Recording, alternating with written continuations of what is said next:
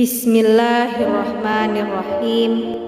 Assalamualaikum warahmatullahi wabarakatuh. Syukur alhamdulillah atas rahmat Allah subhanahu wa ta'ala, kita dapat berjumpa kembali di channel Wanita Bahagia. Sholawat dan salam tak lupa selalu kita haturkan kepada junjungan kita Nabi besar Muhammad sallallahu alaihi wasallam. Allahumma sholli ala sayyidina Muhammad wa ala ali sayyidina Muhammad. Semoga kita semua selalu dimudahkan urusannya, dimurahkan rezekinya, diberikan kesehatan, serta diampuni dosa-dosanya. Amin ya rabbal alamin. Sahabatku sekalian yang dirahmati oleh Allah subhanahu wa ta'ala, Safura mah pemalu, santun, dan bisa menjaga diri. Siapakah Safura atau Safuria ini? Dialah istri Nabi mulia Musa alaihi salam, perempuan salihah yang disifati Allah sebagai muslimah yang pemalu dan santun. Seorang perempuan yang terpercaya, kuat, pendidikannya sempurna, yang selalu menjaga kesucian diri. Kisah perjumpaannya dengan Nabi Musa terdapat dalam Al-Quran.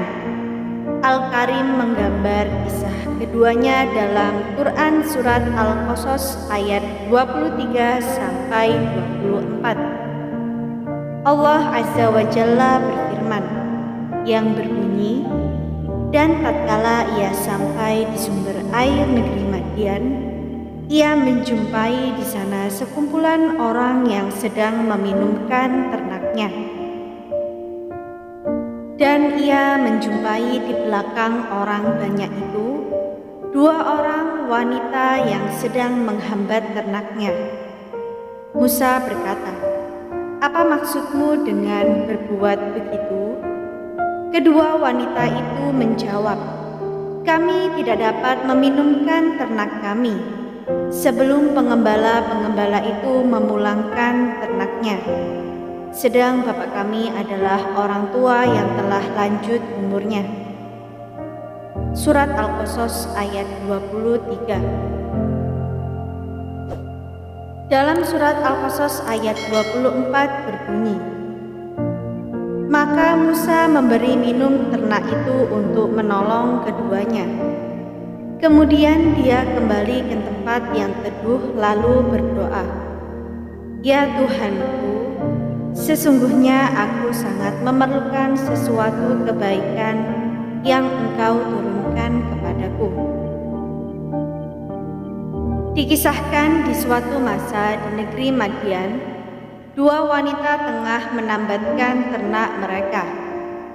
Tak jauh dari keduanya, sebuah sumber air yang dikerumuni para penggembala. Dengan sabar, dua wanita itu menunggu sumber air sepi dari penggembala pria. Safura adalah satu dari dua wanita itu, sementara satu wanita yang bersama ialah sang kakak yang bernama Laya. Nabi Musa kala itu tengah dalam perjalanan hijrah dari negeri Mesir. Beliau belum diutus menjadi nabi dan tengah pergi menyelamatkan diri. Saat beristirahat dalam perjalanannya yang tanpa bekal itu, Nabi Musa melihat dua wanita yang melarang ternak-ternak mereka untuk minum. Nabi Musa pun mendatangi keduanya dan bertanya, "Apa maksud kalian berdua dengan perbuatan tersebut?" Safura dan Laya menjawab, Kami tidak memberi minum ternak kami sampai para penggembala itu memulangkan ternak mereka. Sementara ayah kami adalah orang tua yang sudah lanjut usia. Nabi Musa pun kemudian menolong kedua wanita itu dengan mengambil ternak mereka dan membawanya ke sumber air. Dengannya, ternak-ternak itu pun bisa minum sepuasnya. Setelah itu, Nabi Musa mengarahkan ternak agar kembali digiring dua wanita, Shafura dan Laia. Tanpa bicara, Nabi Musa kemudian pergi dan mencari tempat teduh untuk beristirahat. Shafura dan Laia begitu gembira karena dapat pulang ke rumah lebih cepat. Ternak-ternak mereka telah segar dan kembali ke kandang. Biasanya mereka pulang sangat sore karena harus menunggu sumber air sepi dari penggembala pria. Jika kakaknya Laia tak merasa momen itu spesial, Shafura justru sebaliknya. Si adik bungsu rupanya sangat tersentuh dengan bantuan Nabi Musa alaihi salam. Inilah jodoh yang telah dipersiapkan Allah untuk sang Nabi. Begitu tiba di rumah, Shafura sangat bersemangat menceritakan sosok pria yang membantunya. Ia segera menceritakannya pada sang ayah dan berharap ayahnya membalas budi pria asing yang menolongnya itu. Wahai ayahanda, jadikanlah dia orang yang bekerja kepada kita, karena sesungguhnya orang yang paling baik yang bisa ayah pekerjakan adalah orang yang kuat lagi dapat dipercaya. Quran Surat Al-Qasas ayat 26. Ada yang menyebutkan bahwa ayah dua wanita itu adalah Nabi Syu'aib alaihi salam. Namun Imam Ibnu Katsir rahimahullah menjelaskan bahwa masa pengutusan Nabi Syu'aib dan Nabi Musa berjarak sangat lama dan tak mungkin bertemu. Riwayat lain menyebutkan ayah si wanita adalah pria soleh dari negeri Madian yang bernama Yatsrun atau Yatsra atau Sabrun. Mendengar penjelasan putrinya, Yatsra pun bertanya, "Apa yang kau ketahui tentangnya?" Shafura pun menjawab, "Dia sendirian mengangkat batu yang baru bisa diangkat oleh 10 orang.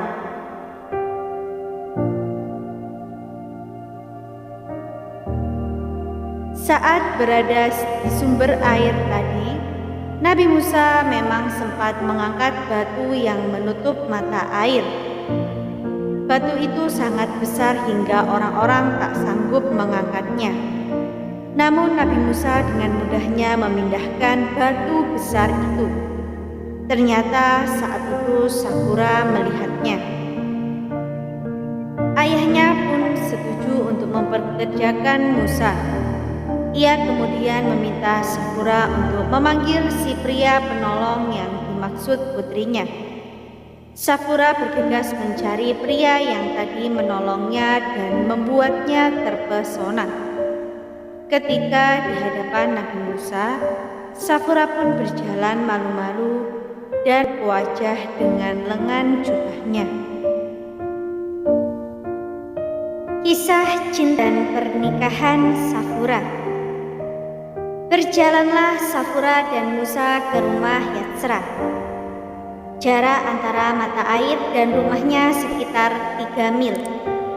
Jarak tersebut sangat cukup membuat wanita dan pria terfitnah satu sama lain jika jalan berdua. Namun baik Shafura dan Nabi Musa adalah orang pilihan. Mereka memiliki keimanan dan kesolehan yang kuat. Shafura adalah wanita iffah yang menjaga dirinya, pun dengan Musa calon utusan Allah. Safura berjalan terlebih dahulu agar Musa berjalan jauh di belakangnya. Namun kemudian Nabi Musa takut terfitnah jika melihat wanita di hadapannya. Sang Nabi lantas berkata, "Berjalanlah di belakangku. Kalau aku menjauh dari jalan yang seharusnya, lemparkanlah kerikil kepadaku agar aku mengetahui jalan yang benar dan bisa mengambil arah dengannya." Riwayat lain menyebutkan Nabi Musa berkata kepada Safura, "Berjalanlah di belakangku.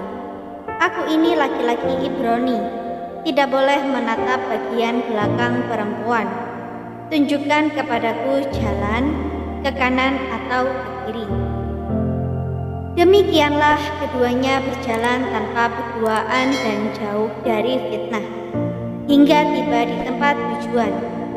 Di sana sang ayah, Yatsra, sudah siap menyambut pria yang dielu-elukan putrinya. Sambutan hangat diterima Nabi Musa meski statusnya sebagai pria asing yang tak diketahui asal muasalnya. Nabi Musa pun kemudian mengenalkan diri dan mengisahkan ringkas apa yang ia alami. Nabiullah menceritakan kisahnya di Mesir dan alasannya berhijrah hingga singgah di negeri Madian. Betapa bahagianya Nabi Musa ketika Yatsra berkata, "Janganlah engkau takut, karena engkau telah selamat dari orang-orang yang zalim itu." Makanan lezat pun kemudian dihidangkan kepada Musa. Namun Nabi Musa menolaknya karena ia tak mengharapkan imbalan apapun dari bantuannya memberi minum ternak. Padahal saat itu Nabi Musa amat sangat lapar. Beliau pergi dari Mesir tanpa bekal apapun. Selama perjalanan jalan kaki hingga Madian, wilayah di antara Yordania dan Palestina, sang Nabi hanya makan sayur dan dedaunan. Kelelahannya jelas tampak dari penampilan sang Nabi Bani Israel tersebut. Yatsra pun makin kagum dengan sosok pemuda di hadapannya.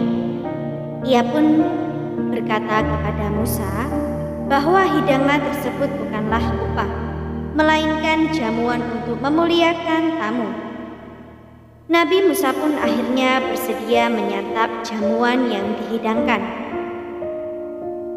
Setelah bercakap-cakap, ayah Safura pun kemudian berkata kepada Nabi Musa alaihissalam, "Sesungguhnya aku ingin menikahkanmu dengan salah satu dari kedua putriku ini, atas dasar engkau bersedia bekerja kepadaku selama 8 tahun. Apabila engkau menyempurnakan menjadi 10 tahun, itu adalah kebaikan darimu. Aku tidak ingin memberatimu, dan engkau insya Allah akan mendapatiku termasuk orang-orang yang baik." Quran Surat Al-Qasas ayat 27. Masya Allah, kisah Safura dan Nabi Musa begitu indah. Nabi Musa menerima tawaran itu dan menikahi Safura. Selama 10 tahun, Nabi Musa pun tinggal di negeri Madian.